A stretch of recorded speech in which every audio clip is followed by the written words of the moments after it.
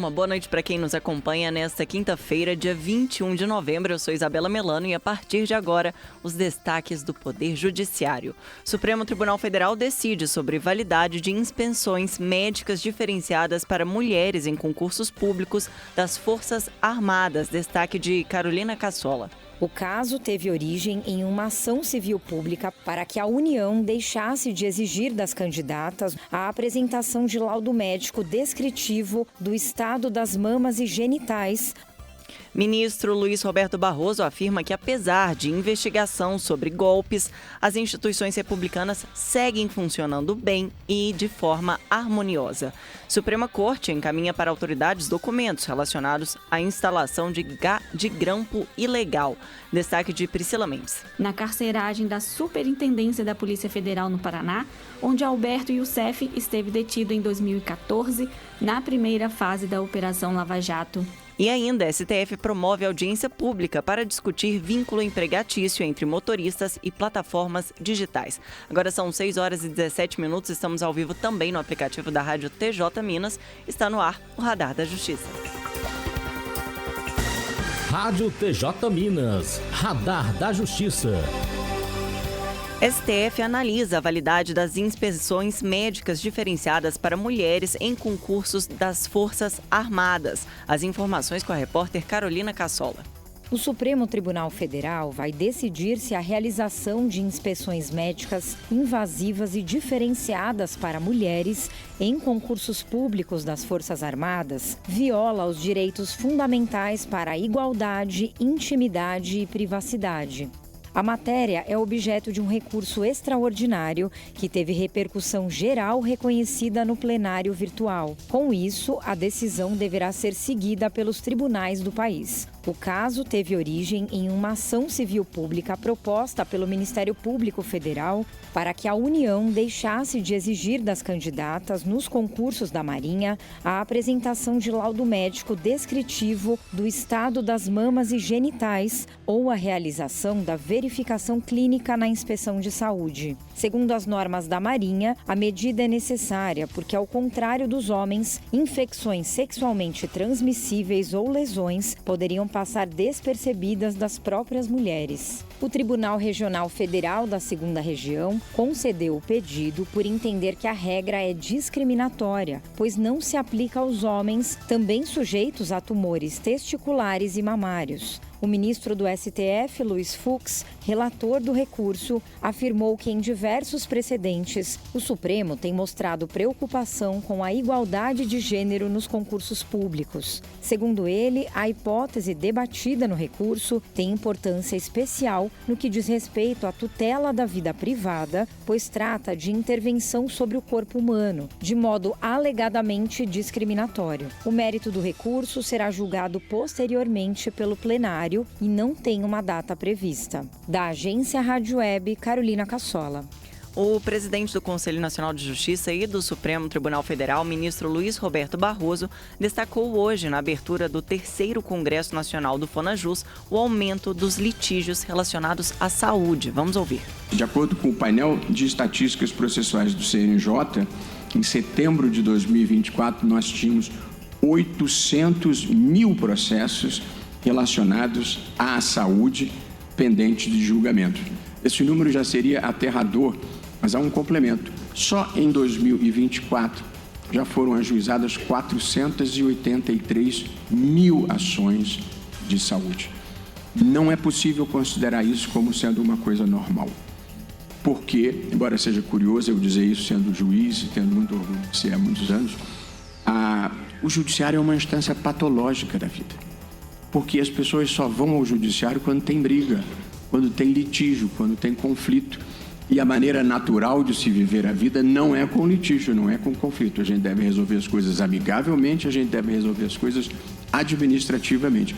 Portanto, não é possível encarar com frieza ou indiferença o fato de que foram ajuizadas no Brasil quase 500 mil ações somente em matéria de saúde.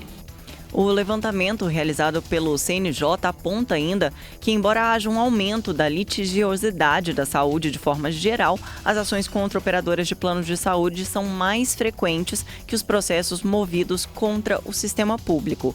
O ministro fez ainda um convite aos participantes do Fonajus para que haja um esforço coletivo de se pensar em soluções para a diminuição dessa litigiosidade. Esse é o problema que nós estamos tentando equacionar aqui.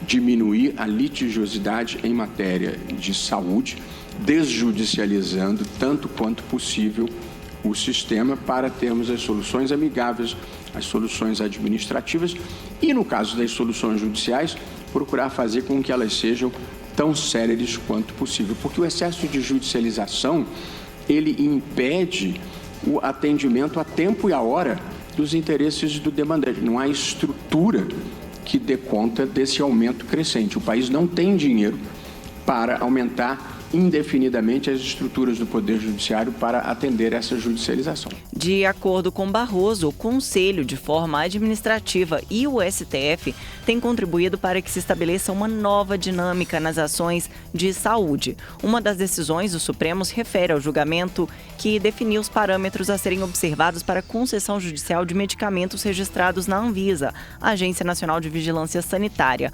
mas não incorporados ao Sistema Único de Saúde, independente do custo. No entendimento do STF, se o medicamento registrado na Anvisa não constar das listas do SUS, independentemente do custo, o juiz só pode determinar o fornecimento excepcionalmente. Como exemplo, o ministro citou uma substância utilizada no combate ao câncer. Agora são 6 horas e 23 minutos, a gente vai para um breve intervalo e no próximo bloco o presidente do STF afirma que tentativa de golpe vai ser julgada pelo Poder Judiciário com base nas leis e também na Constituição Federal. E ainda, vínculo empregatício entre motoristas e plataformas digitais é tema de audiência pública no STF. Radar da Justiça. E o STF encaminhou a autoridades informações sobre grampo ilegal na cela de Alberto Youssef durante a Operação Lava Jato. As informações com a repórter Priscila Mendes. O ministro Dias Toffoli, do Supremo Tribunal Federal, encaminhou a autoridades e instituições federais documentos e informações relacionados à instalação de um grampo ilegal na carceragem da Superintendência da Polícia Federal no Paraná, onde Alberto Youssef esteve detido em 2014, na primeira fase da Operação Lava Jato. A defesa informou nos autos que o juízo da 13ª Vara Federal de Curitiba deu acesso neste ano ao HD externo com os áudios e a todos os procedimentos que apuram responsabilidades pelo grampo ilegal.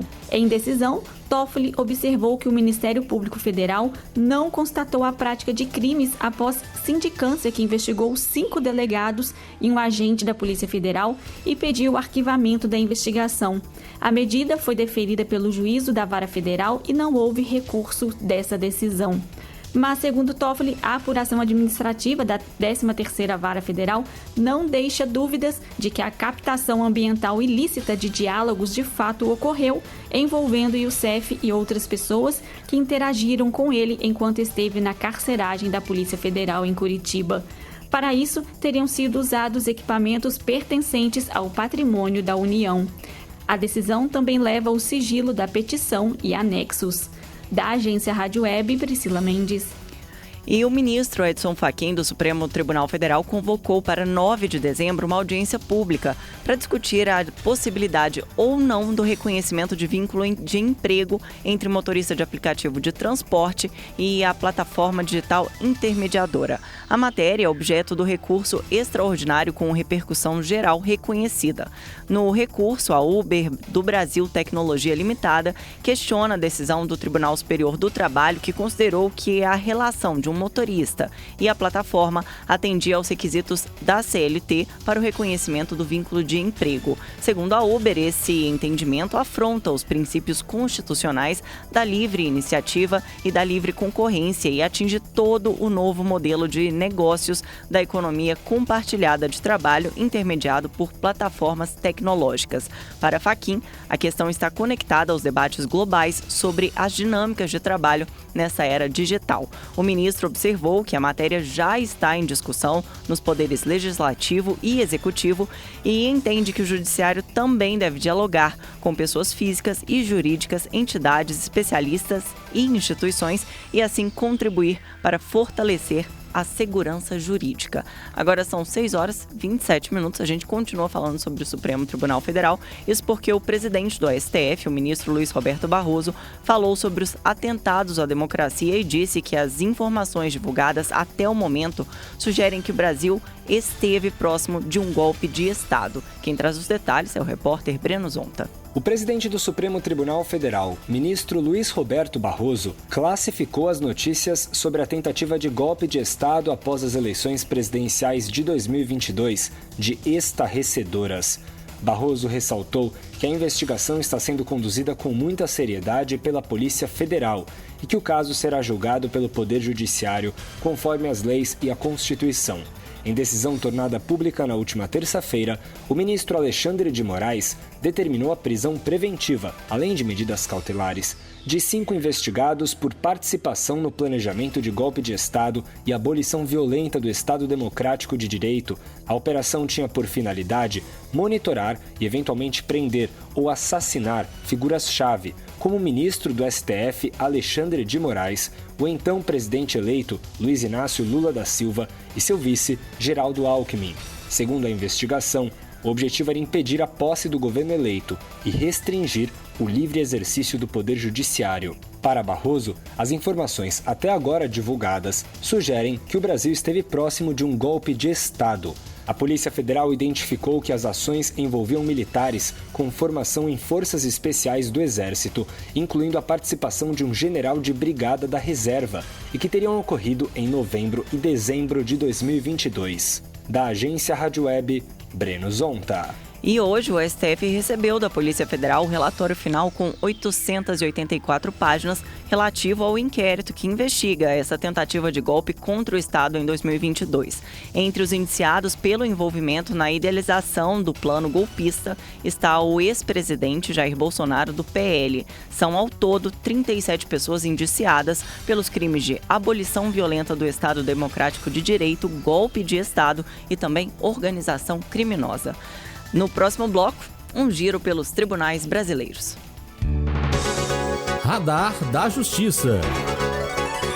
Vamos agora saber o que é notícia nas cortes do Brasil. Justiça do Amazonas realiza mutirão voltado a pessoas em situação de rua. Cid Marcos. O Tribunal de Justiça do Amazonas, em parceria com mais de 20 instituições, realizou a segunda edição do Pop Rua Ajude. A ação teve o objetivo de promover o acesso rápido e simplificado das pessoas em situação de rua a serviços públicos relacionados com os direitos fundamentais. Durante o mutirão, foram oferecidos serviços de competência da Justiça Estadual e Federal, inclusive os voltados à promoção dos benefícios sociais e previdenciários. E no mês da Consciência Negra, o Tribunal de Justiça do Rio de Janeiro promove debates e ações culturais. Cristina Mara. Neste mês da Consciência Negra, os comitês de promoção de igualdade de gênero e de prevenção e enfrentamento dos assédios moral e sexual e da discriminação do Poder Judiciário do Estado do Rio de Janeiro prepararam uma série de atividades e eventos com o objetivo de estabelecer espaços de discussão sobre temas como racismo estrutural, a escravidão no Brasil e equidade racial. O objetivo é resgatar a memória afro-brasileira, além de destacar a história e a cultura do povo negro na formação do Brasil. Parcerias institucionais de apoio à mulher ganham força no Espírito Santo. Mércia Lívia. Ouvidoria da Mulher do Tribunal de Justiça do Espírito Santo realizou a entrega de roupas destinadas a mulheres vítimas de violência doméstica dos programas Casa Abrigo e Cabide Solidário. As doações vieram da Justiça Eleitoral do Amapá, a partir de um termo de cooperação firmado entre os estados.